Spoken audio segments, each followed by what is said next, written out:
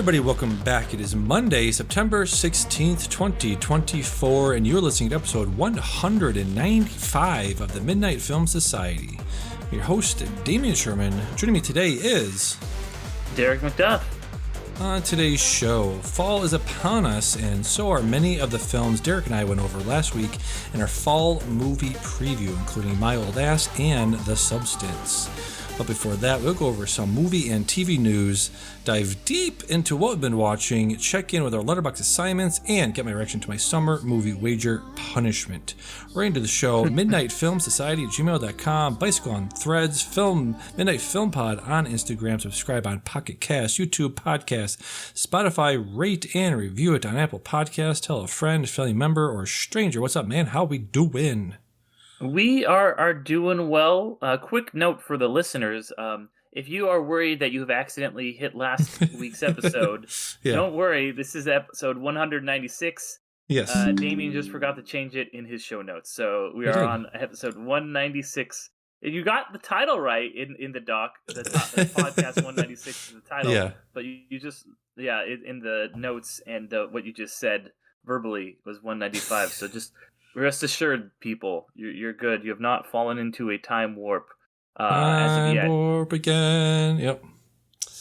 I was debating whether to go back and redo it or just let you, say it right there. Me be myself. Yeah, be yourself. So, 196, almost 200. I let Dion and Andy know we're almost at 200, seeing if they want to pop by for the centennial, or what do you call it? Right. Yep. The anniversary. The bicentennial. Bicentennial, right, is it? Yeah. Yes. Yeah, because that was like the thing, like 1976. That was like, bicentennial. Let's print a bunch of fucking quarters and like $half bill or $half and $2 bills. It's the bicentennial. We'll put a big thing on a mountain. Bicentennial, 200 years, baby. 200 episodes. 200 big ones, yes, indeed. We'll print our own coins. The Midnight Film Society coins. Come get them. Buy gold. Yeah. With our faces on them. Do that. Exactly. Yep. Shiny and chrome. Shiny and chrome. We're neither shiny nor chrome. Neither of us, really. Just barreling towards our bronze years, or our, those years. Well, you're ahead of me, so but I am right behind you. You'll meet me there, yeah, exactly.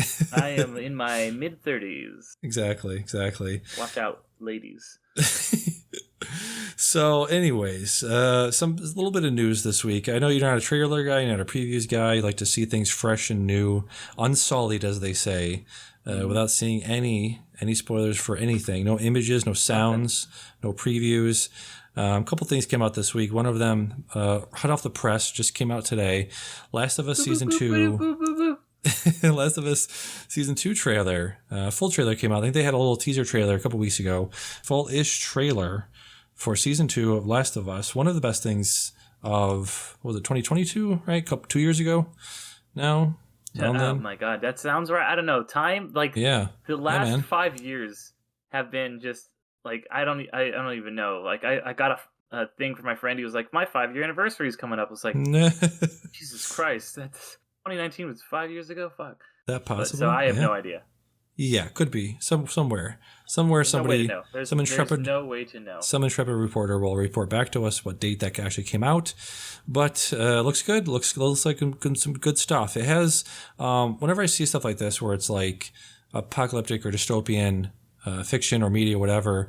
I was a fan of, I guess, the early seasons of Last of Us, like a lot of people were, or early seasons of, Walking Dead, the other sort of zombie thing show from, a decade ago now. But they have a place called Alexandria, which was sort of a safe haven for a while. And it was very similar images of Rick sitting down and talking with pretty much like the owner or the person, the head of the Alexandria sort of safe haven there, and doing this sort of interview that he did with her and just talking about him and his cohorts and all that, what they've been through and what they are hoping to bring to Alexandria. And this seems like a very similar sort of situation here, where you have Joel sitting down with Catherine O'Hara, who's playing the sort of matriarch of the new sort of safe haven here, whatever it's called. So we have that scene there. So we're nothing really to nothing really to talk about that could be considered spoilerific. Just a lot of interesting scenes and moments that I think a lot of people that play the game will definitely recognize. I didn't play the game, so I don't really recognize anything from those images. But looks like more Last of Us. That's always a good thing, right? Yeah. I mean, I'm excited for it. I didn't play the game either. Caitlin Dever was she in the trailer at all? She was. Okay, yes. Interesting. Yep. All right. I'm a big fan of hers, so excited to see her join this universe, this TV show that I really enjoy quite a bit. Yep, her and Catherine O'Hara, Mr. Jeffrey. What's his name? He was in so many things. Wes Anderson movies. He was in the Westworld early seasons. Oh boy, what's his name? You're gonna have to give me more than Mr. Jeffrey. Westworld cast. Let's see here. Two shows that I have not seen. So. Oh, really? Interesting. I saw the first two seasons of Westworld. Jeffrey Wright is in the new season of Last of Us. James Bond's best friend. James Bond's best friend. Exactly. So he's going to be in that. He's also in the fucking Hunger Games. He's like, I invented a thing. I have to get in here. Very, very interesting. He's also actor. American Fiction. American Fiction. Thank you. Very good actor. What was I going to say about this? So I haven't played the games, but I do know. I've seen people play it. I've seen people's reactions to it. Game came out. I don't know if you even know this, but I didn't know this either. It came out 2020, early days of pandemic. So a lot of reactions to that game probably had much to do with that. Part 2? Yes. Part 2, yeah. So I know quite a bit of that. Obviously, won't be talking about that at all. But do you know sort of the major plot points of the game?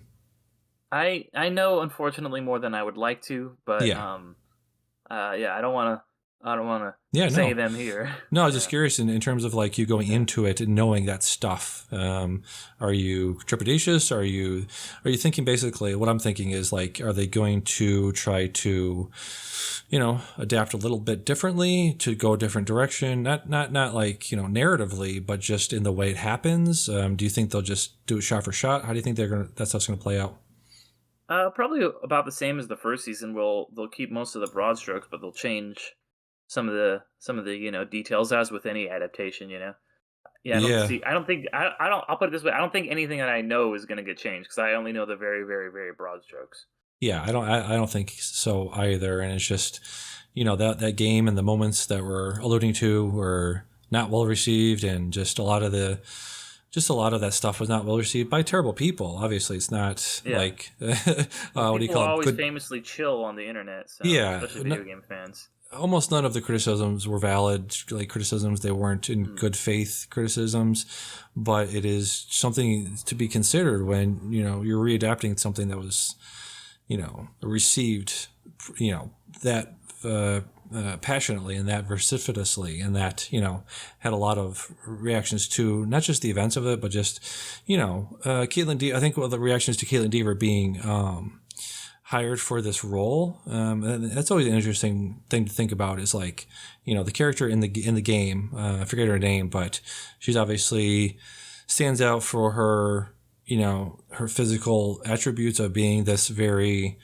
there's a wrestler named Rhea Ripley right now who's just a beast. Just a female. She shows up on my For You page a lot. A lot, yes. So Caitlin Dever just speaking broadly is not that. She's very slight build of her, and the character in the game isn't that. So they're going in a slightly different direction with her. So it's just going to be very interesting to see how those events play out with an actress that doesn't reflect those attributes in the game. You know what I mean?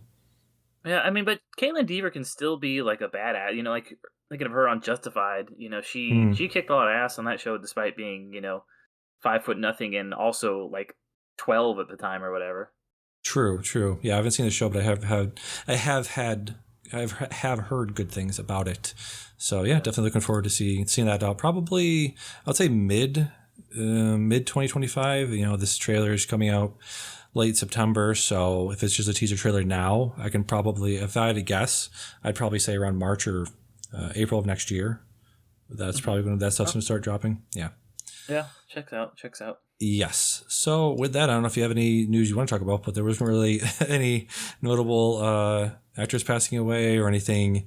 Well, that's a good thing, Damian. That's a good thing. No, I'm just saying if No I actors don't. passing away. I'm That's just great. asking you if you heard of anything notable in terms of the wild, weird news of Hollywood over the past couple of weeks that may have fallen through the cracks for me. No, I don't think I got any crazy news. I Yep. will say, speak just to talk about the Last of Us thing. I've been getting very interested in video game adaptations. I'm Yep. starting a new miniseries on Underrated about video game adaptations, so I've been going back and rewatching a lot of these, and it's just really interesting to see how this might be the new thing. Like how superheroes were a big thing in the tens. It's like all our video game adaptations going to be the new thing in the the second half of the 2020s. Yeah.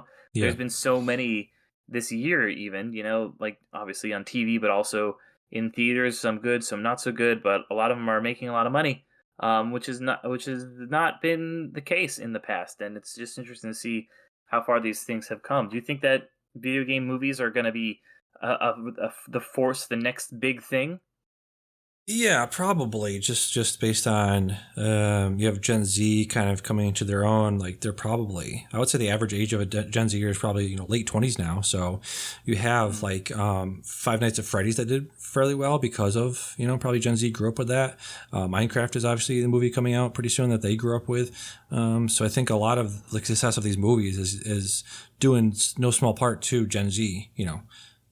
Coming of age and now seeing these movies being made and want to see their games that they grew up playing be put on the silver screen. So yeah, definitely see some of that. A lot of that stuff becoming more and more mainstream now. Yep. Yeah, that's interesting. I didn't thought about the Gen Z thing. I think it's just one of those things where it's like they were not respected for a long time, and slowly they've kind of built up a reputation, and now you're getting people like fucking Neil Blomkamp and all these like respected directors making video game adaptations that are like prestige movies, and you would never get a prestige video game adaptation. But yeah, I'd say definitely Gen Z and millennials, because Mario. Yeah. That's a bit, and Zelda, like there's going to be a Zelda movie, and you know Detective Pikachu, which kind of kicked off movies, that were video game movies that were received well a couple years ago. You're getting the Sonic movies, that's a very millennial thing. So I think it's the combination of the generations. I think you're onto something. Yeah, and then on a small screen you have things like Halo and Fallout did pretty well last Yeah, year on. oh, it was fucking rad. Yes. Yep. So yeah, definitely see that stuff coming out more. Like you said, with the superhero movies sort of waning a little bit. I think definitely have a point there with the video game movies sort of taking its place in the coming years. Yeah. Absolutely. We'll see. Well, we will see. So with that, we get very quickly pivot to what we've been watching. Watch a ton of stuff over the past week or so on small screen, like I said, and big screen. Seen about 3 or 4 movies in theaters. Like I was telling you before we started recording, got my Regal Unlimited going, so save some money there. Definitely seeing some major movies coming out later this month. So we'll talk about later. Things coming out. October and November is going to be a busy time for us over here at Midnight Film Society, so definitely getting my money's worth over there at Regal. Yeah, next it's coming the months. best. I've been telling you, you got to get one of these passes. Definitely Save you a lot of money. Yep. Go to a lot of movies. I have seen a lot of movies. One of them for free. Well, not for free, but on Netflix this week. We had the newest Jeremy Saulnier movie I talked about last week, checking out, and I did, and enjoyed it very much. But I'm always in the bag for Jeremy Saulnier. I loved Blue Ruin, 2013's Blue Ruin. Green Room was one of my favorite movies from 2015, one of the last performances from Anton Yelchin. Very much enjoyed Hold the Dark. A little bit less. I probably put Hold the Dark in the bottom half of Mr. Saulnier's oeuvre. That was also his first Netflix outing in 2018. Hold the Dark had a very, very good performance. Speaking of Jeffrey Wright, we had Alexander Skarsgård playing just a very creepy dude, as he does. We had our guy James Badgedale in this, Riley Keough. They were very good in this. They were very good in Hold the Dark. But yeah, it's Jeremy Saulnier's second movie, Robo Ridge, came out about a month ago now. Long gestated project from Jeremy Saulnier. Apparently, big news was that not Poe Dameron, the other guy from the newest Star Wars movies. John about Finn, Boyega. right? Yeah, John Boyega. Yeah. Apparently, he was in this movie. Like we've heard a few times now. Who is the guy that just left the project? Joaquin Phoenix left the project like a week before it started production. So I guess John Boyega was in the middle of production and just left that one pretty quickly. So they had to pivot to Mr. Aaron Pierre, who is new on the scene, was only in Old. He played mid-sized sedan in Mr. M. Night Shyamalan's Old in that movie. Apparently he was in Foe from last year and is Mufasa in the Mufasa movie. So new on the scene, but some high-profile stuff already. And in this movie, Rebel Ridge, he plays Terry, a sort of former Marine, goes to a small town to try to post bail for his cousin before he gets transferred to prison, and he's going to be in deep trouble because his cousin informed on in a gang that he was in. So he's definitely wants to get him out of there before he even, gets in jail at all. So it's a very, people are comparing this a lot to Rambo just because of the sort of small town thing and a Marine versus small town, sheriffs, corrupt sheriffs and things like that. So I think it is an apt comparison, but not in the not in the violence at all. I think there's a very slow burn version of that. Well, Rambo, that's how Rambo 1 is. It's Rambo, right. It's the sequels that really ramp that up. Yes, you're correct. I haven't actually seen any Rambo movies in my life. I don't know if you have. I don't think I have either. Yeah. Yeah, we're both Rambo versions over here. So this is a very good movie. This is one of my favorites I've seen this year so far. Very, very good performance by Aaron Pierre. Don Johnson's great in this. Anna Sophia Robb is really good in this, and a collection of character actors. Emery Cohen, David Dedman from The Office. A lot of really great guys rounding out the cast here. Definitely recommend checking this out. Rebel Ridge, now streaming on the Netflix. All right. I'll have to check that one out. I've been hearing various people talking about it, whispers of Don Johnson. So, I've heard he's really good in it. He's very good in this. And it's Don Johnson playing a corrupt, racist sheriff in the South. What is up with Don Johnson playing so many racists? Like, why does he always play a racist? Going all the way back to Django Unchained in 2012. And then obviously the sheriff in the Watchmen miniseries. He was also in that. Mm-hmm. And just not great. I don't know what's up with that. Apparently he was in. I guess he's just got one of those faces where you're like, this looks like an old racist white guy. I haven't seen any of the S. Craig Zoller movies like Brawl and Cell Block in '99 or Dredge Across Concrete, but apparently he was in both of those, playing a very similar character in those movies. So Isn't he kind of a racist in Knives Out too? I want to say he is, exactly. I was going to mention that, but I wasn't sure. I wasn't sure about that. Yeah. I know his son is definitely the Nazi child, so that checks out. Exactly. All right, let's go to you. Tell me about Agatha All Along. It's one of those Marvel projects I've heard, bandied about. I've obviously seen all of the Marvel projects up to now. Been a fan of many of them. Tell me what you think of... Any odd-numbered ones. All the odd-numbered ones, exactly. Tell me what you thought of Agatha All Along. Yeah, I mean, so far it's only a couple episodes in, and so far so good. It's one of those things I'm kind of holding off judgment until I watch the whole thing. But of what I've seen so far, it's a lot of setup, it's a lot of good stuff. But Catherine Hahn. Yep. Thank you. She's always pretty great in it, and then you got Aubrey Plaza and Deborah Jo Rupp, and then Patty LuPone, and they're all. It's just kind of like spooky, fun, witchy adventures. It's kind of it very much plays off of, because it makes sense since it's a spin-off. It's a WandaVision spin-off. I thought it was for a little while going to do the same thing that WandaVision did, where every episode is kind of like a parody of like a different show, because it kind of starts like that, but it quickly goes away from that.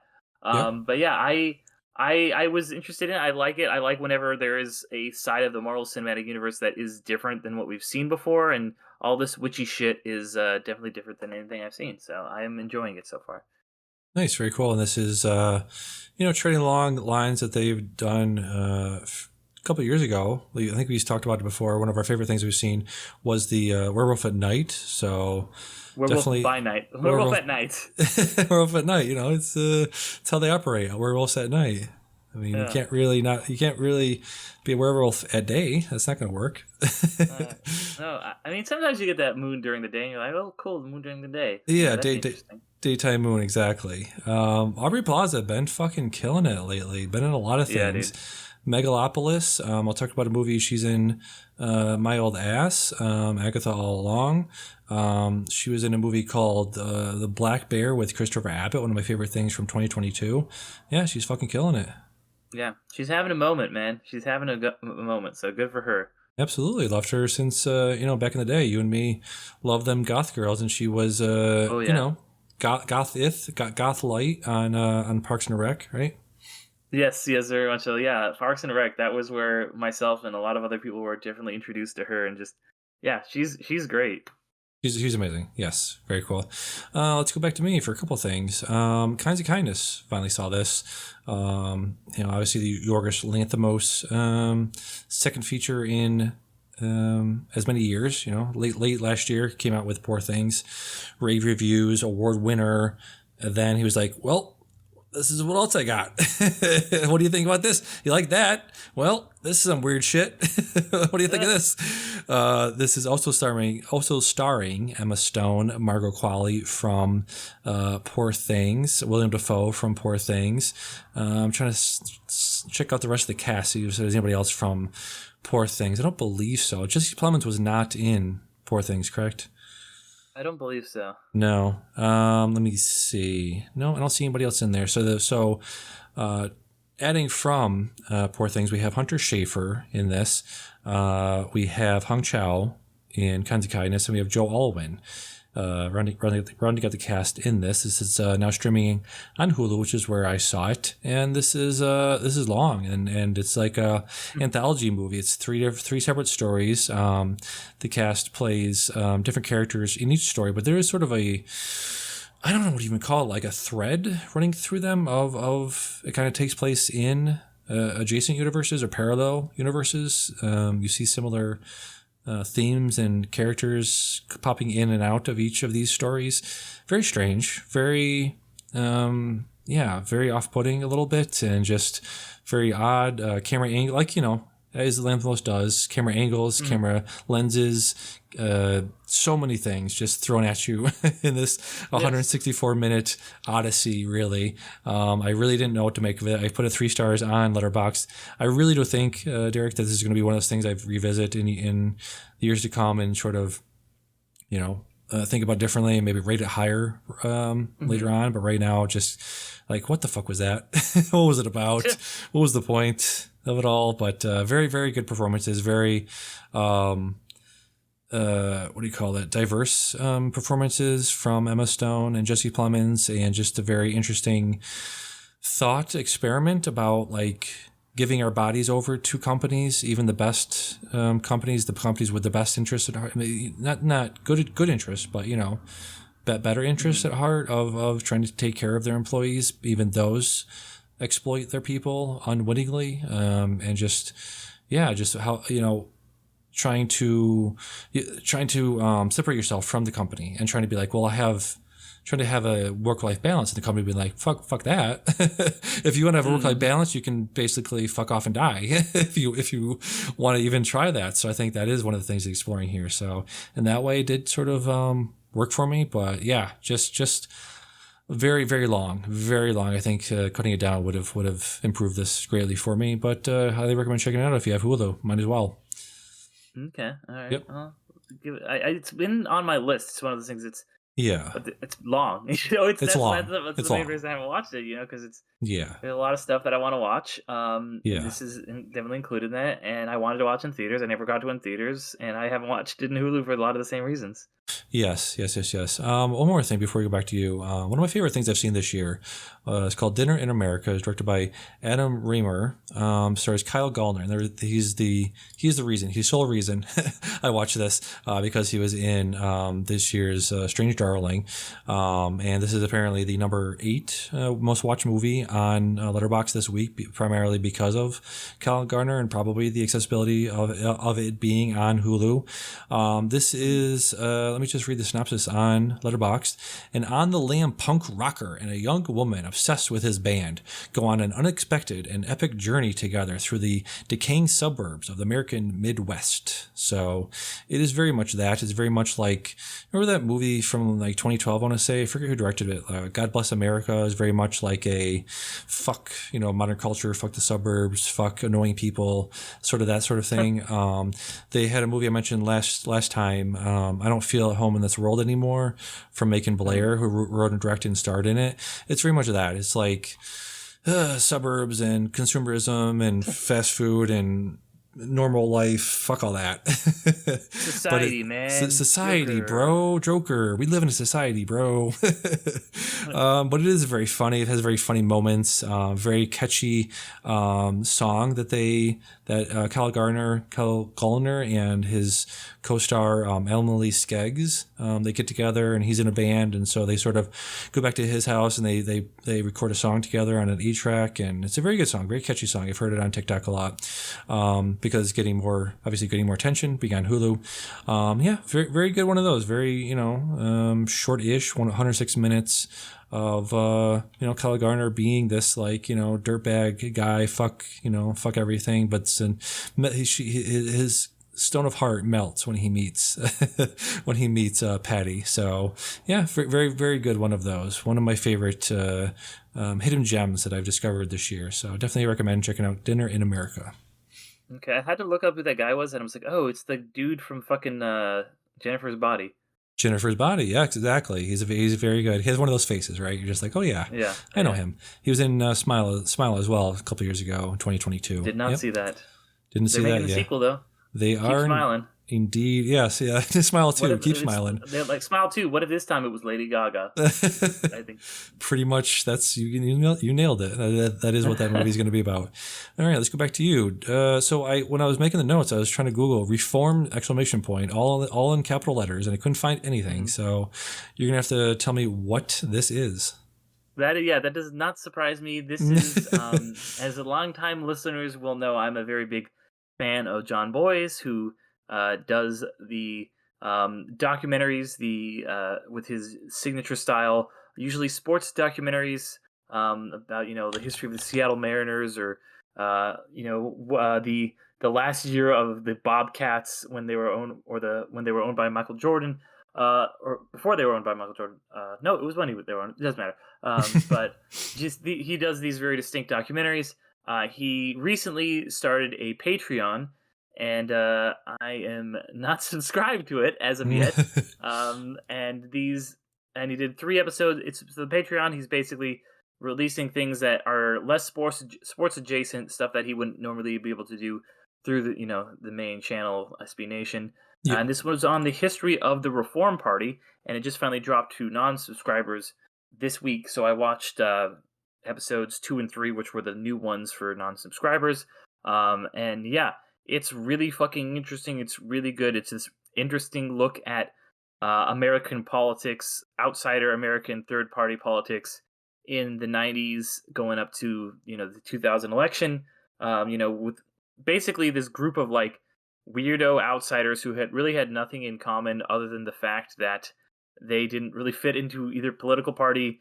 You've got Ross Perot, who was a moderate, but who had a strong economic stance. So there's a lot of libertarians in the early ones, but then you get Jesse Ventura, who was the only Reform Party candidate to be nominated to a major position, who became the governor of Minnesota. And then you get in these a lot of crazy people who are there was the guy who ended up kind of strong arming and taking over the party and made Donald Trump quit the party because he was too racist.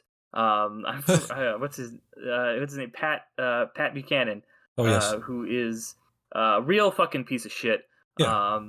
and then he was like allied though with like a extreme leftist black woman who was all about fighting for like equality and stuff like that. But they were all aligned because they were all just like, we're in this weird fucking party together. And yeah, it's a really interesting look at American politics that you wouldn't normally see anywhere else, done in a style that I really appreciate. I think the style he does with the charts and kind of zooming in, and here's just the way he breaks down, things with numbers, I think is always incredibly fascinating. And he will just take these bizarre charts done in like this, 90s, like Excel, Google Maps style that somehow looks kind of incredible, very retro at the same time. So it's all on YouTube now. You don't have to pay the money to get this. So I highly recommend it. Anybody out there, reform. Nice, very cool. So it'll be like, so it goes up to what, the early 2000s, you said? Yeah, that's kind of when the party. I mean, it technically still exists, but the party essentially fell apart following the 2000 election because Pat Buchanan was so utterly unelectable, and it divided the party in a pretty fantastic way. And he kind of did the same thing to the Reform Party that Donald Trump would go on to do to the Republican Party 16 years later, or 15 years later. So, highly recommended. Yeah, you can definitely chart like the, rise of Donald Trump's rise from there. Mm-hmm. I guess from the Reform Party. But then I think the thing that people forget is like the bridge from that to Trump was the Tea Party, who brought in people like Ted Cruz.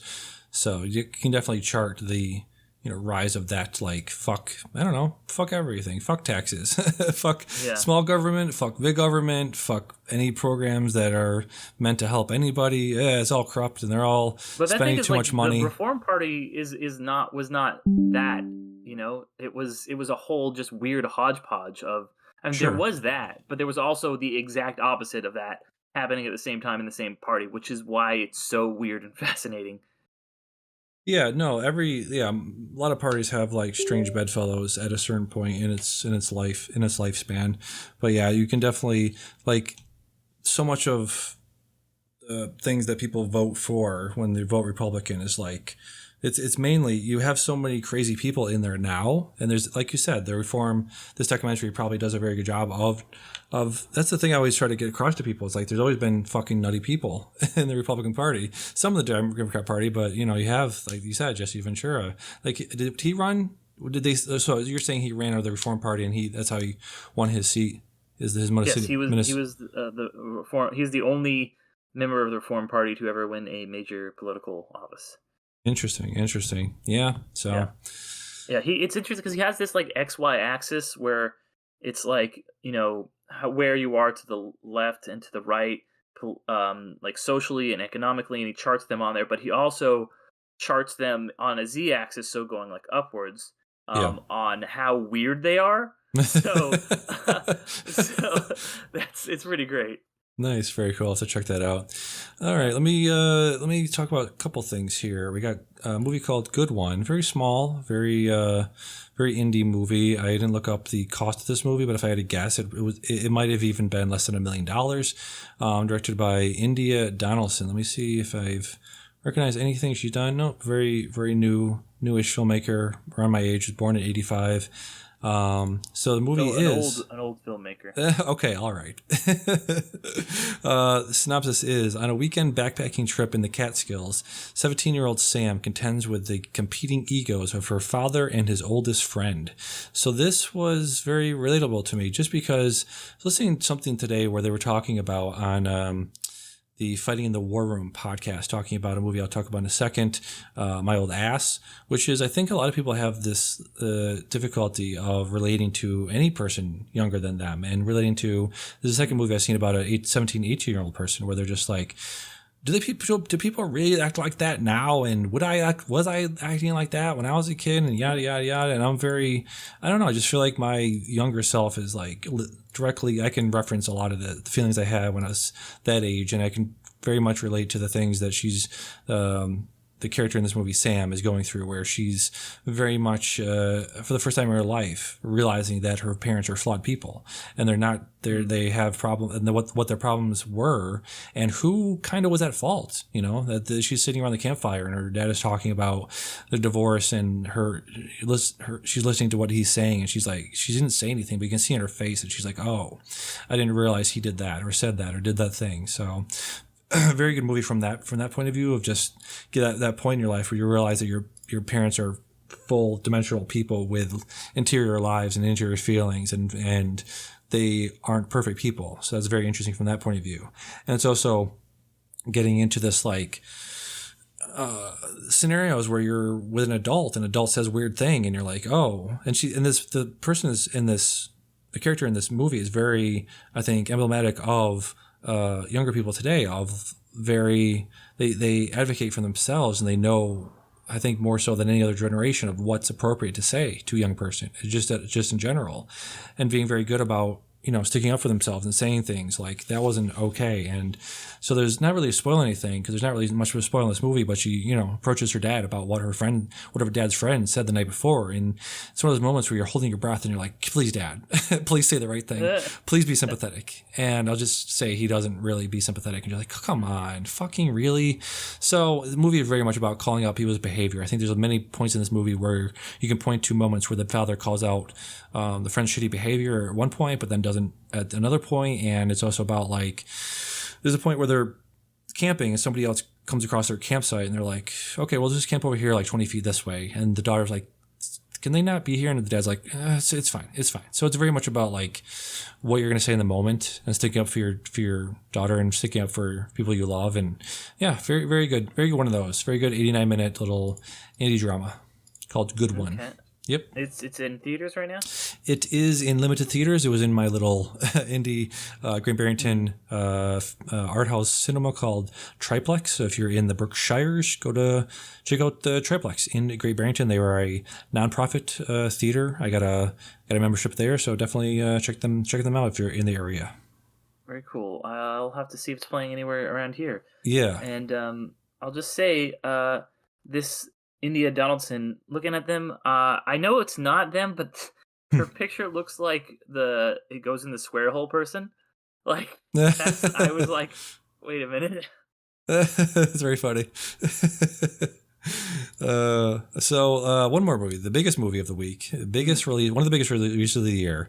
We talked last time about movies we're looking forward to in the fall, and I think this is the one I mentioned as being like in my top 5 ones I'm looking forward to, and I didn't realize it was going to be out so recently, or so close to when we were talking about it. It's The Substance, Coralie Farget's feature film debut, I believe. Or no, so I'm sorry, her sophomore effort. 2017's Revenge was her debut film. I really, really enjoyed that. That was very visceral and very tactile and very gross and violent rape revenge movie for 2017, but very good one of those. If the what do you call it? Just the genre of it turns you off, this is probably one of the best versions of that genre. But The Substance is starring Demi Moore, talking about Margot Qualley. She's in this as well, playing a very similar role in a lot of in Kind of Kindness, very similar role there. We have Dennis Quaid playing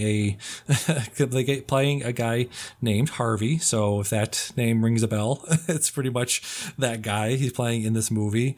It's kind of just a three-hander. The three of them are in this, and it's one of my favorite movies of the year. This is right down my alley. This is the most movie I've seen this year. It is the most body horror thing I've seen this year. Let me pull up my notes. I had a couple things written down for this. Like I said, like I texted you, it's all of the Ians. It's Cronenbergian. It's Lynchian. It's very much Julia Ducournau, director of Raw and Titan. This is very much the next Titan. This is 2024's Titan. Titan is the movie where you have the woman having relations with a car and then giving birth to the car's offspring. Very gross little film there. Very Paul Verhoeven-esque. You have a movie called RoboCop's in this? Well, you got some body horror. This is the most body horror movie I've seen in a very long time. Very much in line with Benedetta, his movie from 3 years ago, which was the sexy nun movie. Very, very violent and sexual natured body horror movie from a couple years ago. Very Your Gross Lanthimos. You have Margot Qualley from Poor Things and Kinds of Kindness. This is very much her year, being in Kinds of Kindness and Drive Away Dolls and this movie this year. She's again talking about Aubrey Plaza. It's there. Yes. They're both having years. They are very much having years. So yeah, The Substance is a movie that you don't want to bring your mom to, or if she, unless she's into body horror. This again, just tactile. Then I definitely don't want to bring her to it. Dude, I cannot describe my joy and love of this movie, and my joy and love of the movie theater going experience. Watching this with a pretty packed crowd, people were just just making noises around you with scenes with teeth, with fingernails, with injecting things into Demi Moore's back. So there's that. If you want some of the best practical effects I've seen in a very long time, and then just speaking to the themes of it, it's wearing its themes on its sleeve. It's not afraid to be like, this is about women and how they're objectified and exploited and all of those things. And it's not doing those things subtly, but it's never intending to. This movie was never intending to be a subtle critique of female body exploitation in the 2024. It's just not. So don't go into this movie thinking it's going to do that. And it's just so fast paced and in your face, and just is doing all the things you think it's going to do in the best way possible. And it's just, bringing Demi Moore back to the forefront. She's, I think that one of the last things she was in, I want to say, was the, what was the movie with the Charlie's Angels, I believe, was probably one of the last things she was in. So it's really great to see. Early 2000s. Yes, exactly. That's what I mean. It's been a very long time, and it's very good to see her again. Be in a role about a woman who's in her 50s, but she's actually in her 60s and looks fucking amazing in this and doing great things. So yeah, I cannot recommend this movie enough. Pretty much for anyone, but also especially anyone who loves the things I love. Weird horror, weird body horror. Yeah, love this movie. Okay.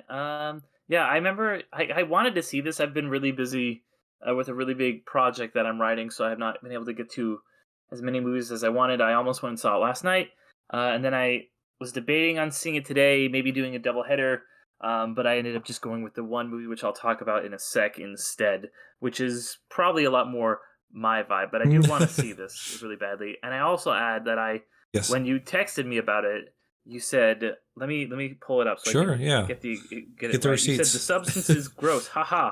And I said, in a good way or a bad way? And you said, yes. Yeah, in a good way and a bad way. Yeah, okay. Sure. depending on your point of view. Like I try to, come to things with empathy and sympathy for everyone involved, any possible listener to the show. If you are put off by that stuff, yes, it is too gross. If you like that stuff, it's right up your alley. So yes, in a good way and a bad way, it's all the things. Yep, absolutely. All right. And then pivoting to something we both watched, Over the Garden Wall. Apparently is celebrating its 10th anniversary this year, which I didn't know. It's been around for that long. Apparently Cartoon Network has something in the works for its 10-year anniversary. And I checked this out all pretty much in one shot. I forget how many episodes it is, but I believe that they're all 10 episodes and about 15 minutes each. So very consumable in that way. Very, very good. One of my favorite things I've seen in a long time.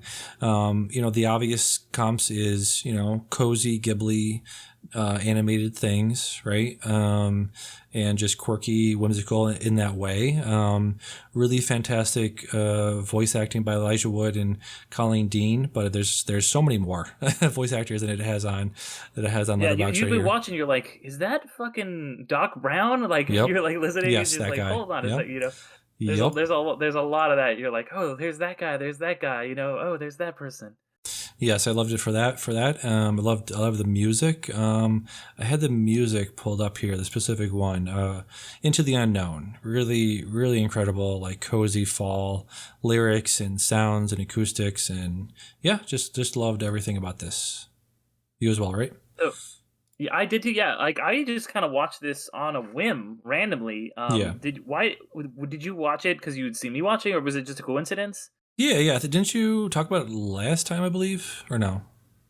Did I? I might have. Maybe I did. Okay. So it's possible.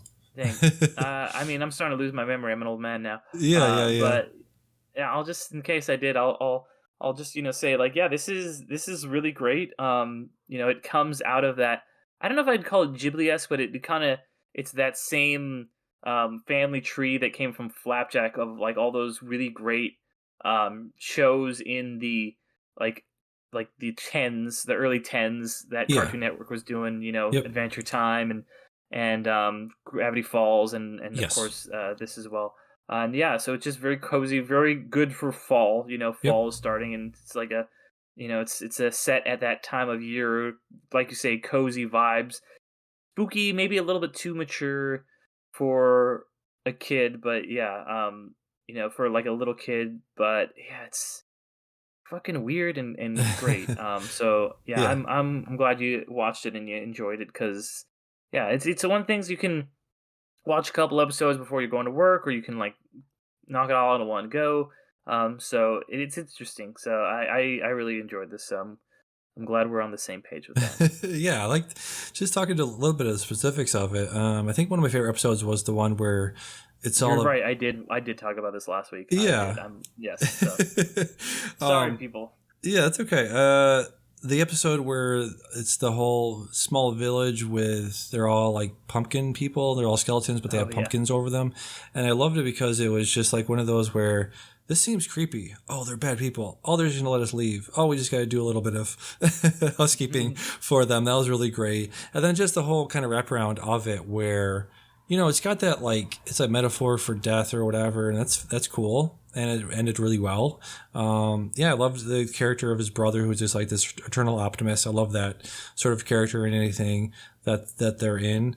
Just loved it from beginning to end. And especially, I think there was that one kind of weird episode where it's like the brother is like dying and the other one has to like go through this weird, it has like, I don't know if you've ever seen the video game. What's that video game that looks like a cartoon and it's like a side-scrolling shooter? Cuphead, yes, thank you. It looked exactly like Cuphead. It had like very Cuphead-esque. Like this weird heavenly kind of place. Yes. I like that one a lot. So yeah, good. That was good. Yeah, they all have stuff to enjoy, absolutely. So yeah, definitely recommend Over the Garden Wall for anybody that likes that sort of stuff. And we'll go to you for a movie I was going to see. It was either Wild Robot or My Old Ass, and I chose My Old Ass, and you chose Wild Robot, so tell me all about it. Yeah, this movie, it wasn't really on my radar. I knew it was a book. I see the book at work a lot, but I saw the trailer and it looked really great, and just looked innovative and interesting. And it's from Chris Sanders, who co-directed Lilo and Stitch and How to Train Your Dragon, with Dean DeBlois, who is also a producer on this film. And if you like How to Train Your Dragon and Lilo and Stitch, just these weird stories like about these interesting friendships that between different species and someone taking them under the wing, like you'll really enjoy this. And this movie is so I was it's weird because like I'm in an IMAX with mostly families. I'm sitting in the back and I'm fucking crying during this thing. This movie, it really hit me quite emotionally. It has that same emotional heft that Lilo and How to Train Your Dragon do, while also being like one of the most beautiful films I think I've ever seen in my life. This movie just looks so good. There's that phrase, every frame a painting. It would apply here because the art style in this movie, it looks like painting. It looks like brushstrokes. The animated CG style looks unlike anything I've seen. The emotion, this journey of it seems like, kind of like dumb and cliched, like a robot gets imprinted on by a goose and she has to train. But no, it's like it hits you so fucking hard, and like she's teaching him how to fly, and just so he can, because he has to get off the island by the winter, otherwise he'll freeze to death. And it's just this story about family and finding people and that we love, and and collaborating and working together like for a better tomorrow. And I don't know, and just really, really impressive voice cast in this. Obviously, Lupita Nyong'o is the main character, the titular wild robot, Roz. But you've also got Pedro Pascal is as a sneaky fox or sidekick, I guess, kind of partner in crime, Fink. But it's another one of those things like we're talking about Over the Garden Wall. You're like, that's Bill Nye, like that's Stephanie Shu, that's Mark Hamill, that's Catherine O'Hara, that's Ving Rhames, and then my favorite, you've got a fucking sassy beaver played by Matt Berry, who it's fucking it's so. God, this is honestly, I think, one of the best kids movies I've seen in years. Nice, very cool. I definitely need to check this out. Very interesting, like collaboration or combination of the two things we were just talking about, Over the Garden Wall and this movie. Let's see, Wild Robot. There's a game called Outer Wilds. Just linked to it in the Discord. But yeah, very interesting. Outer Wilds is this game that you can literally play like once and finish it. But it's also a game where you can play for hours and try to find every little secret. It's one of those. So definitely interesting little, very, very interesting combination of like cozy fall thing mixed with like robot and things like that. Yeah. Yeah, and it's a very, very popular kids series, like I said. Gotcha. So I was just kind of like, whatever, like this is the movie that all the fucking like 7-year-old, or the book that all the 7-year-olds love, is gonna be any good. But the trailer had me intrigued, and I'm glad that it did, because this thing was great. Nice, very cool. One more thing. Well, a couple more things. Let me just My Old Ass was the movie I chose to see today. What movie did your old ass go see? My Old Ass saw the movie My Old Ass, directed by Megan Park. I think this is another sophomore effort by a director that I've talked about today. Her first movie was The Fallout, one of my favorite movies from 2021, starring Jenna Ortega and Maddie Ziegler, about a survivor of a school shooting. That was one of my favorite movies from that year. Very depressing, obviously, but very, very good.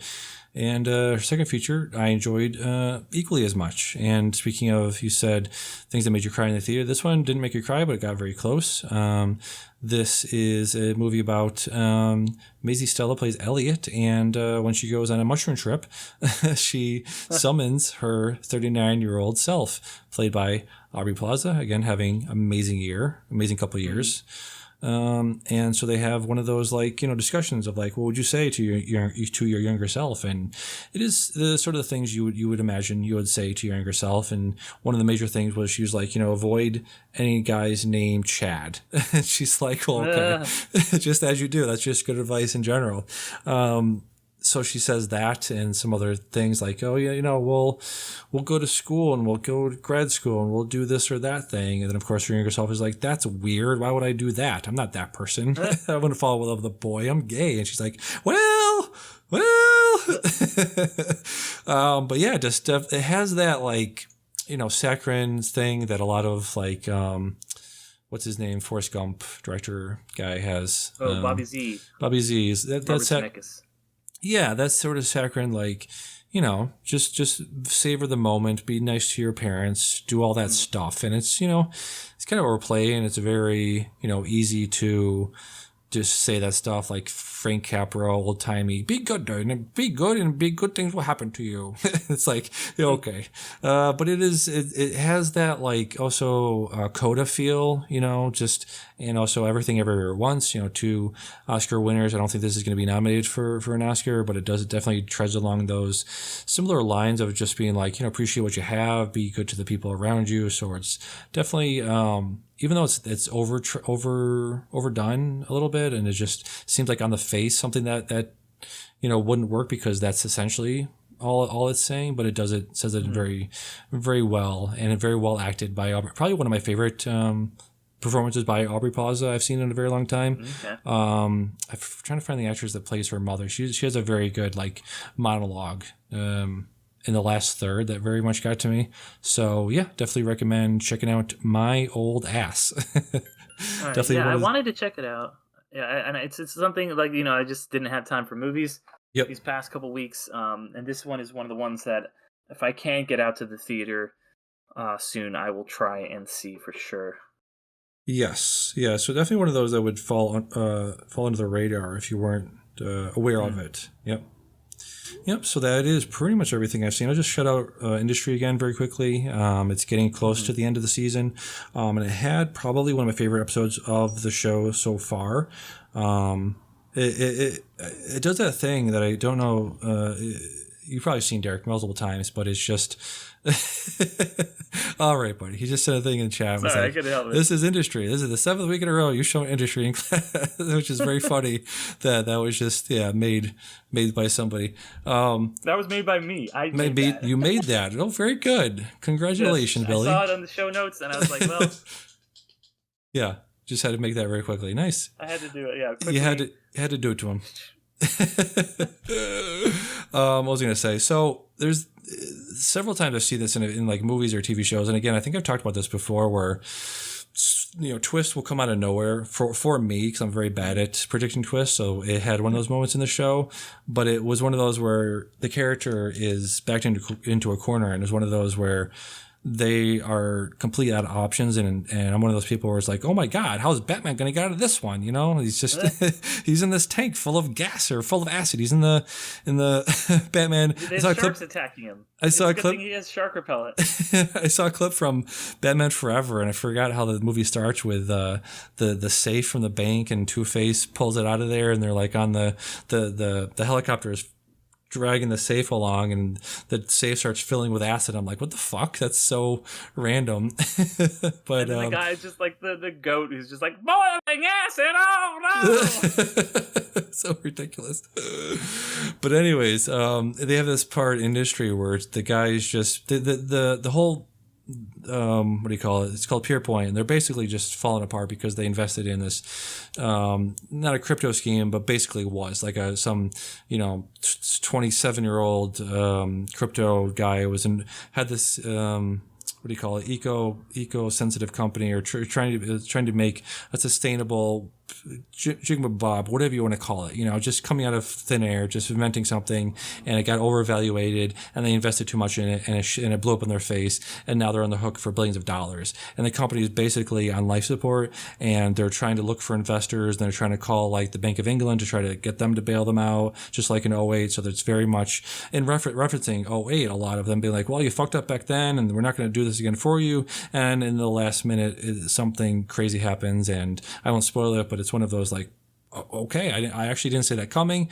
And it is also one of the great like turns of I forget the guy's name, Ken Young, Miles from Lost, has a really amazing moment in which his mentor, the guy that's coming through, that's been there for him throughout the past seasons, he just does a thing where he just completely turns on him, and they have this great like, those shots in movies where it's like over the shoulder, and the guy in like a mafia movie, and the guy's like, no, he's done, and this guy just turns around slowly and is like, how dare you? You couldn't have done this. Like the part in The Irishman where I think it was Pacino goes up to or De Niro goes up to Pacino, and he's like, it is what it is, and he's like, they wouldn't dare. It's one of those moments. It's just one of those. Not with Goodfellas, but you went with The Irishman. Well, it's the most recent ones, and it was one of those like. Is there a moment in Goodfellas where you have that realization? Was it Pesci that has realization that he's pretty much done? Yeah. And he's like, there's like the shot where like he's just kind of like walks in, and like, the two guys are like behind him, and he's like, hey guys, what's going on here? And they fucking kill him. Sure, but that's more. I don't think was there even time to have that realization on his face. I don't think so. Right? There's definitely a meme of his face. Like, gotcha. So. I was the what's his name, Pesci moment that I always think of from a Scorsese movie is when they bring him out to the desert in Casino, and they bury him alive with his fucking brother. Jesus Christ! I've not seen that. You haven't seen Casino? No, I haven't. Oh, it's on the. Maybe it'll come up on the shuffle today. It better. Of course, there are 500 and something films in my watch list. So. Sure. That's fair. So, anyways, what was I saying? What was I even talking about?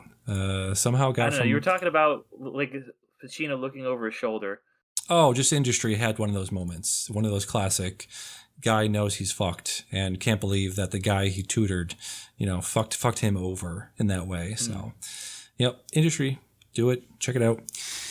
All right. So I think that about does it, right? We went through all of this stuff. That's it, yeah. Didn't skip anything. Hit all the beats. Hit all the beats. So let's go to Letterboxd assignments. Derick, yours was Paddington 2. Mine was No Way Out. I did not actually check out No Way Out. It's one of those dad movies that I did not check out a dad movie. I think they did this recently on Rewatchable. So I did actually want to check it out, but didn't have time.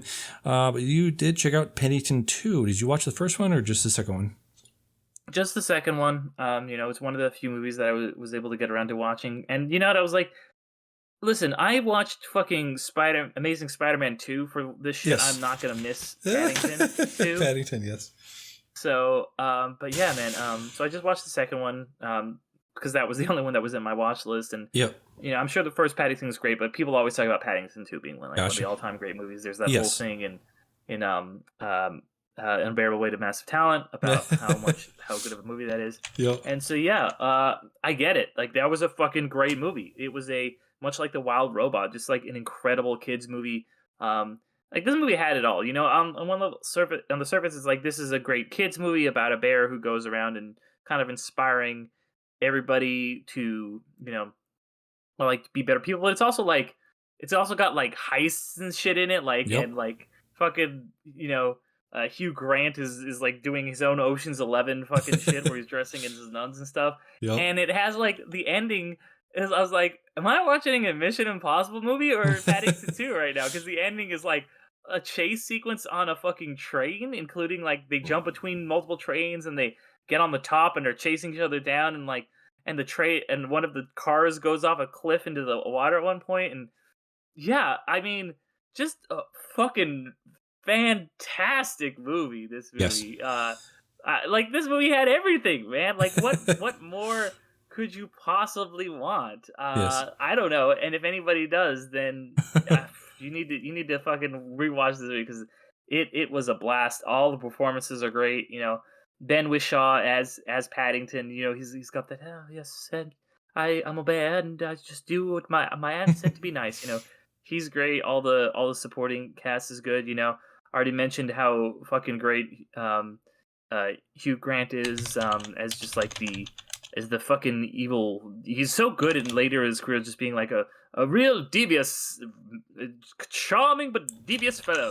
Like, that's kind of his thing that he's settled into now. That I think he's been really, really great at. Definitely want to shout out Brendan Gleeson, who is so fucking good. So good in this. His Knuckles, the prisoner chef. There's a prison break in this fucking movie. Like, I was like, fuck off, Shawshank Redemption, Paddington 2. That's how you do a prison break. Yes.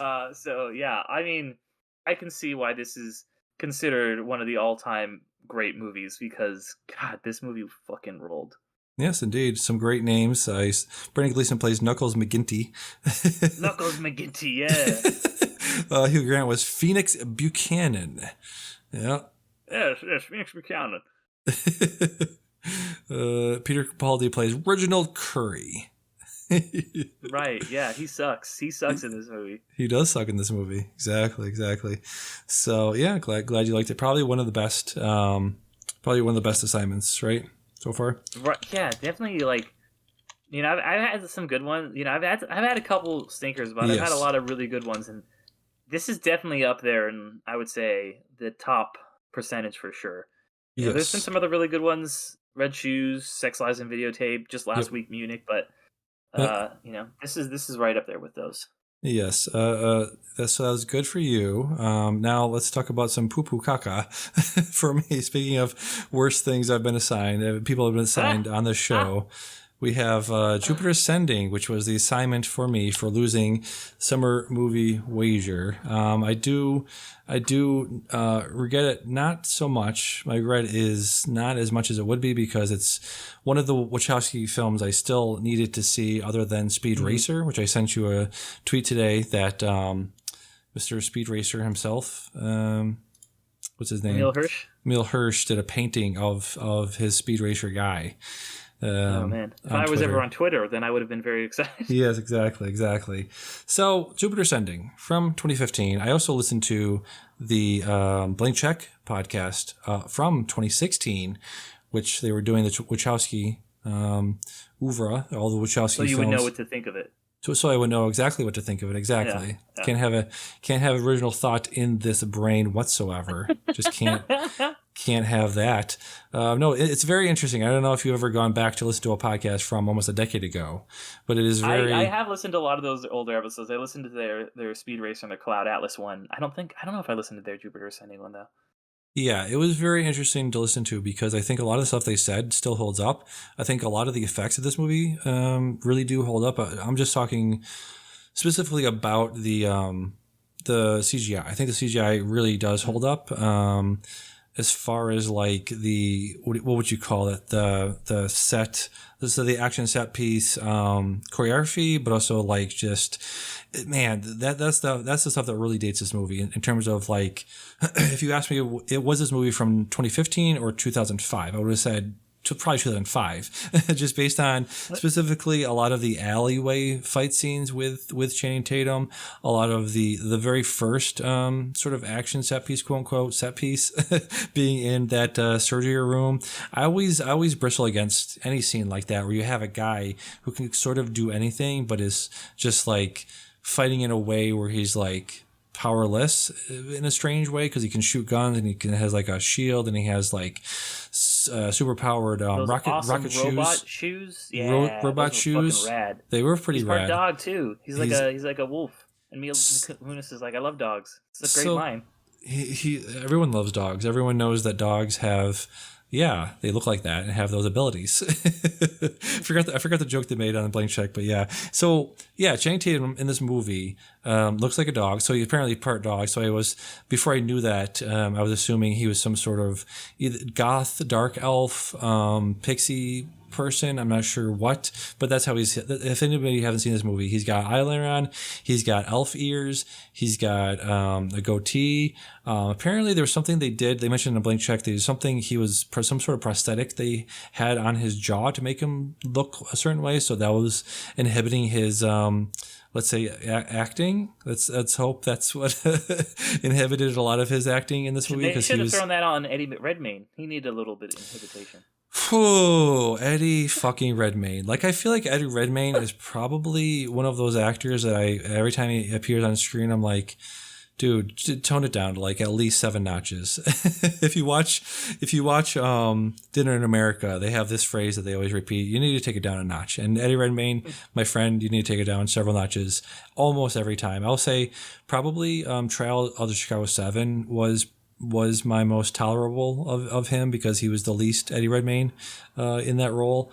I haven't seen any of the Fantastic Beasts, The Crimes of Grindelwald. Haven't seen Dumbledore's Secrets. I haven't seen the first one, so I don't know. I can't judge him on those yet. I think he's actually really good in Les Mis. I will give him that. I think I don't dislike him as much as you do, but he's not always great, but I think he's had some good performances. Les Mis is probably one of the biggest movies of the past like 20 years that I haven't seen. I have no reference point for any of those songs in that. They dreamed a dream. They did dream a dream, indeed. So getting back to Jupiter Ascending, it's just a lot of like, you know what it feels like, Derick? It feels like they were like building to something. Like it felt like this was like a first chapter or something because they built out such a expansive universe, and it seemed like they did a lot of really good world building in terms of making this whole universe feel lived in. So I really admire it from that point of view. I do like a lot of the Terry Gilliam. They have Terry Gilliam in this movie. He's in it. They're like, we're gonna go do Brazil with Terry Gilliam now. Exactly. And you know what was funny? They pointed him out on the podcast, and I was like, wait, that was Terry Gilliam? So I went back and looked at his character, and you know who I thought he was? Let me look him up, because you will probably know who I'm talking about. If I say the motel owner in Memento, do you know who I'm talking about? Oh, he's like, he hates Batman. He hates Batman, exactly. That guy. That's who I thought it was. Apparently the actor's name is Mark Boone Jr. I'll link to Chris Nolan fandom. Nolan shit, yeah. He's in a lot of Nolan shit. That guy. That's what I thought it was at first, and I was like, oh, that's Terry Gilliam. Okay. So yeah, it's like this weird. I guess if you go into it being like, okay, this is a fairy tale. You know, it's Mila Kunis being brought into like Cinderella. Modern day Cinderella, Cinderella, Alice in Wonderland type thing. I guess if you look at it from that point of view, I get what they're going for, but failed on every conceivable level. If it's that's a thing I can say. Wow, tell us how you really feel. I give it 2 stars for the. What did I say? What did I praise this for? I can't even remember what I just said a second ago. Just the breadth of the world, the scope of it, the world building. I do think a lot of that worked pretty well. But it's just a lot of like world building for what, just a lot of scenes of. It's too much Sean Bean, and of course I would never say too much Sean Bean, but it's a very. I'm like, how dare you even say that? The thing they pointed out on the podcast, which I also noticed, I noted myself. So this is an original Damian thought, which was when Stinger comes back. Like 3/4 of the way into the movie, he comes back, and Mila Kunis's character Jupiter says, "Stinger, you're back! Like you made this lifelong friend in the 15 minutes that you were with him," which is such a weird line reading. I had to point it out, and they also pointed it out on Blank Check. So yeah, very very odd, very just out there, mid 2000s sci-fi. But thank you for helping me complete the Wachowski library of films. I'm one away now. I just have to watch. You still haven't watched the best one, so that's Speed Racer. Is that what you're saying? Is the best one? Yeah, Speed Racer is like one of my all-time favorite movies. It's the first ever episode of Underrated. Gotcha. All right, so I got to check out Bound and I got to check out Speed Racer. I'm actually missing Bound too. So yeah. All right, we can check those out together at some point. Yeah. All right. So with that, Jesus Christ. Well, I just want to say one thing. Go ahead. Yes. Yes, go ahead. This is like the end of that trilogy of like post Matrix films that they made. I think the first 2 are perfect. This one is not perfect, but I still have fun with it. Bold statement. I still have a lot of fun with it. I like this one significantly more than you. And like I said last week when I assigned it to you, I wanted to both assign you something that I wanted you to watch because I like it and something that you would not like. So cha-ching, 2 for 2. But I think this movie, you mentioned that it felt like it would come out in 2005 instead of 2015.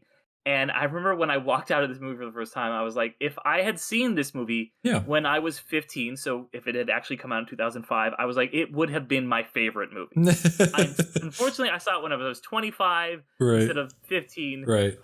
So it was not my favorite movie. But this would have been absolutely a teenage Derick's 100% jam. But yeah, it's not a great movie, but I still have a soft spot for it. I think it's still doing some really interesting, like taking some swings. Yeah. So fair enough. And if you do go back and listen to the Blank Check podcast, they were actually pretty favorable, pretty favorable on it. So that was interesting. So with that, let's do another Letterboxd shuffle. Let me see here. So I'm going to go to my watch list, 253 movies on there. I'm going to hit shuffle and see what we get. Boom. We get Boys Don't Cry, one of the most iconic films of the late 90s and of the best year ever, 1999. So definitely have been waiting to check this off my list for a while. So one of the most spoiled movies ever. Spoiled in terms of? The twist at the end. Do you not know the twist at the end? Well, then I won't tell you. Okay. I won't tell you then because it's a famous twist. I don't want to. So just watch it then. Guess and the tables have turned. How the turntables. Interesting. Yes. All right, sir. Go to your watch list. Hit shuffle. Right. Let me know what you get. All right. Let's see. Shuffle. Boom. Boom. Boom. And let's try that one more time. There we go. And oh, interesting. Okay. Funny enough, I was just listening to a podcast where they're talking about this. Alfred Hitchcock's 1951 thriller, Strangers on a Train. Oh, yes, because they're doing, was that the screen draft of Patricia Highsmith? That is correct, yeah. Yep. Very good screen drafts. Strangers on a Train. All right, I'm doing my best. What's his name? The host of the show. Ryan Marker or the other guy. Ryan Marker does the color commentary. Ryan Marker Musts. But the other guy, yes, I forgot his name. Let me see. Screen Drafts is a Serpentine style podcast. Let's see. Screen Drafts. Clay Keller, yes. Doing my best. Clay Keller. I have to put the podcast on 1.7 speed because He talks incredibly slowly. All right. So with that, next time, bunch of stuff for next time. Technically this week, technically tomorrow, going to see 11:30 a.m. showing of Mr. Francis Ford Coppola's Megalopolis. Can't wait. That was another one that I was considering watching today because it's like, since it's Thursday, movies kind of come out here like the day ahead or whatever. Yep. So I almost saw it, but I just went with Wild Robot instead. Gotcha. For next time, for next week, October 3rd, Joker Folie à Deux. Can't wait for that. I can't wait. I can. Can't wait. Oh, no, listen. Can't wait in terms of having a, what do you call that? Like a morbid curiosity is what I have for that movie. So Gaga's in it, so, Gaga. Cool, going Gaga for Gaga. It's a jukebox musical. That's something. That is interesting to me, even though they're not advertising it at all. Yeah.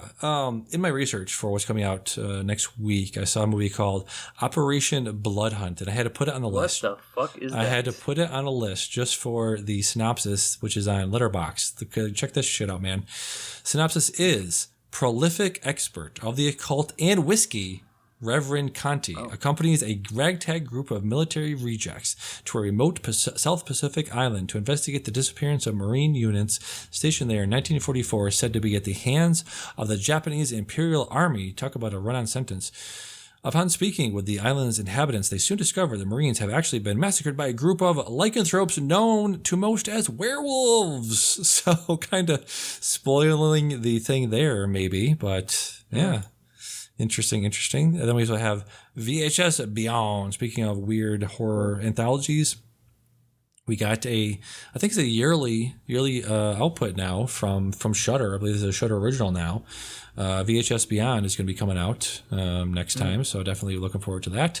Like I said, I've seen 0 seconds of a VHS movie. Yeah, they were the heyday of those movies. Talking about things from the 2010s, early 2010s, saw the rise of the anthology found footage movies with the VHS and the ABCs of Death. Those two came out back and back. So there's that. We also have the Platform 2 coming to us on Netflix. Were you a fan of the original The Platform? I've never even heard of Platform 1. Like, what are these movies? These are cult classics. These are genre classics of the Netflix variety. Sure. It seems like something that Netflix got the foreign rights to and dumped on their streaming service. You say dumped. I say highlighted. Show lighted. Okay. Yep. Shown some light on some classic genre films. How can they? It's from 2019. I am labeling it a classic. I'm doing that. That's not how classics work. Well, Damian. It's fucking 5 years old. New classic. What do they call that? It's got a 3.3 on Letterboxd. What is it called when a classic comes out? Modern classic. There we go. The modern classic. Also, speaking of October, spooky season around the corner. We'll be talking about a lot of horror things next month. Speaking of, it's What's Inside. Debuted at Sundance, I believe. Reviews at Sundance. So I'll be checking that out for next time. Hopefully. I don't know if it's on limited release or whatever. And then cult classic again, October 11th, Terrifier 3. Just saw a full trailer for this before my old ass. Damian Leone is the director of these now genre classic horror, classic Everything's gory. A fucking classic. Everything's a classic, indeed. Terrifier 1 came out. Looks like they had a couple different versions of Terrifier, I believe.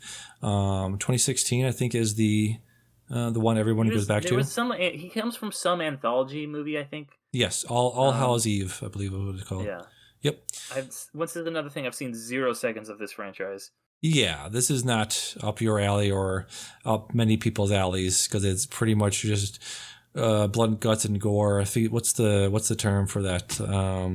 Gore porn, sort of like harkening back to the early to mid 2000s of things like Hostel and things like that. So right, definitely. My least favorite kind of horror movie is just slashers. Slashers, baby, give it to me. Num num num num. Slurp it up.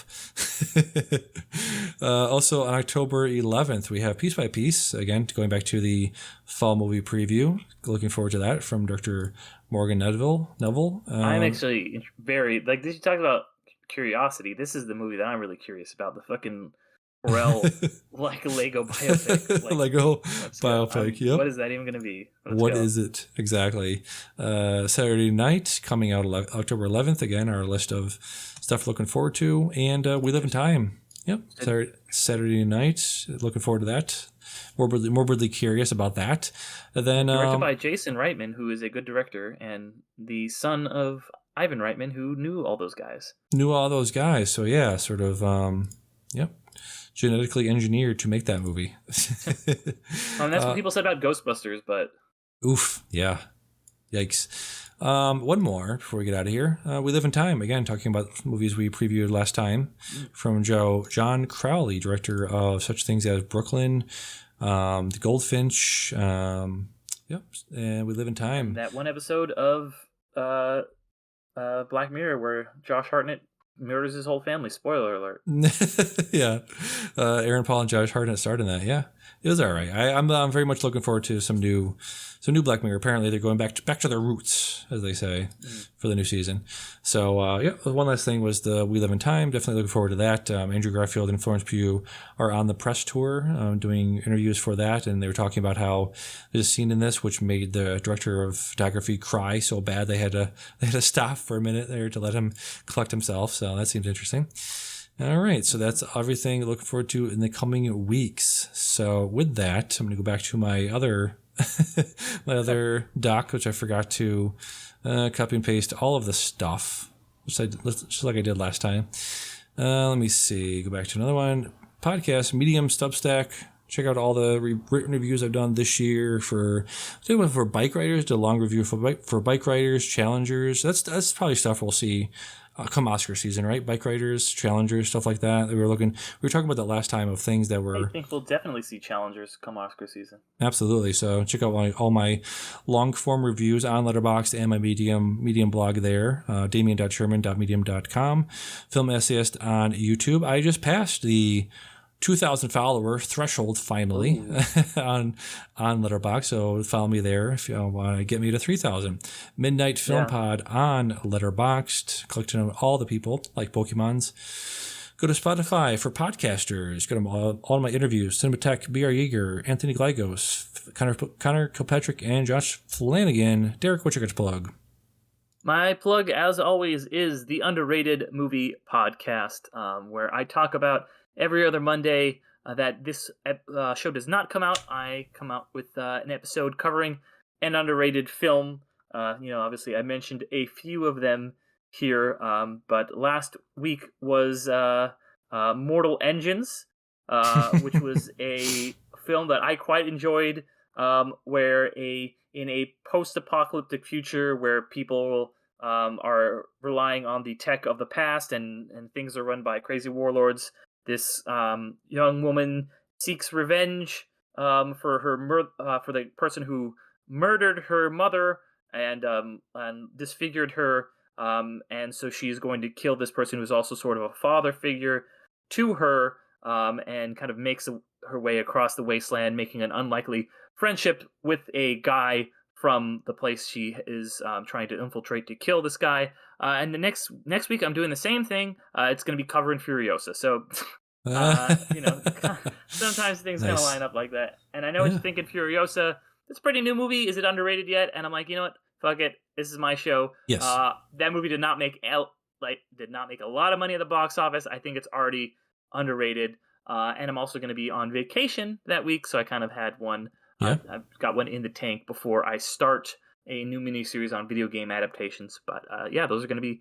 Check those both out. If you're a patron, you can get it a week early. Very, very cool. So for Midnight Film Society, I've been Damian. And I've been Derick. And as always, smell you later, fart heads, which is a blank check sign off, I believe. Classic blank check sign off, right? I've never heard them say that. It's classic. It's classic again. It's fucking talking about classics. Blank check sign off. Smell you later, fart heads. Bye-bye. Bye.